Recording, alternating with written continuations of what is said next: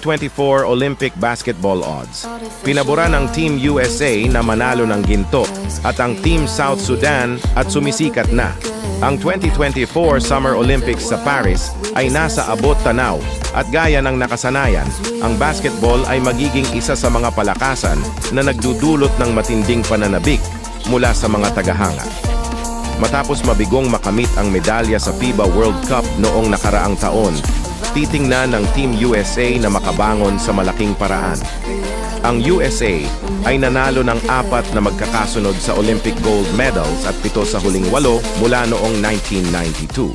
Ang Olympic roster ngayong taon ay may pinagsamang 13 NBA titles at 8 NBA MVP awards at pinangungunahan ni LeBron James, Steph Curry at Kevin Durant, bukod sa iba pa.